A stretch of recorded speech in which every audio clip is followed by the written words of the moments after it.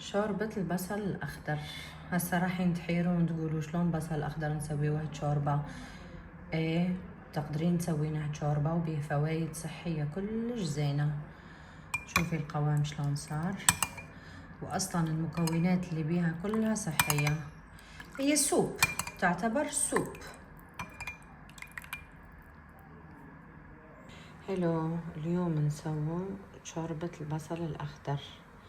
بعرف انها راح تجيكم شي غريب، لكن اكو شوربة هيجي، يعني شوربة البصل كلش طيبة ومفيدة كمان للجسم. نجيب للمكونات. عنا بصل اخضر، وعنا بصلة عادية هيجي، وعنا فصين توم، زيت زيتون، شوي زبدة، والبهارات عنا ملح وفلفل اسود. اول شي نحطو الزبدة ونحطو زيت زيتون، زيت زيتون مشان ما الزبدة تنحرق. وبعدين نحطو البصل العادية قطعتها، واثنين فصين توم. وبعدين نحطو الملح والفلفل الاسود ونحطوها على النار تتقلى شوي بس حتى تذوب الزبدة.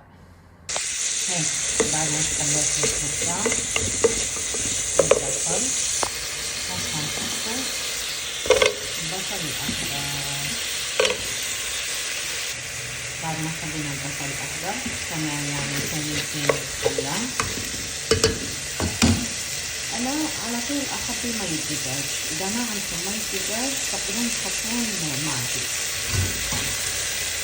هسه نجيبوا مي الدجاج ونضيفوا عليها شوي مي. ضفنا عليها مي لا تكترين هواي، يعني شتي من يطلع البصل هيجي لازم يكون قد البصل قد المي، لأن بعدين لما نخلطوها ما راح ننقصوا ولا مي ولا نزيدوا مي. خليها هيجي وتسكرين عليها وتخليها تنطبخ براحتها.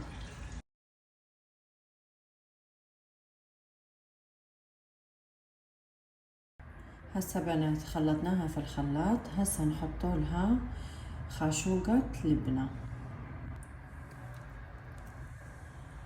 وزيدي تحطيها، يعني الجبنة اللي تريدينها تحطينها، بس أنا أفضل لبنة لأنها تعتبر من الدايت.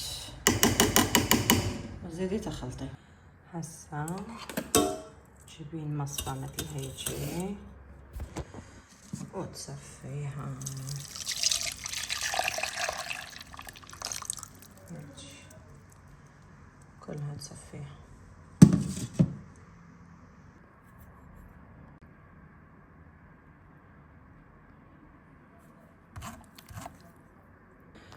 وتحطيها على النار مدة 10 دقائق على نار هادية طبعا.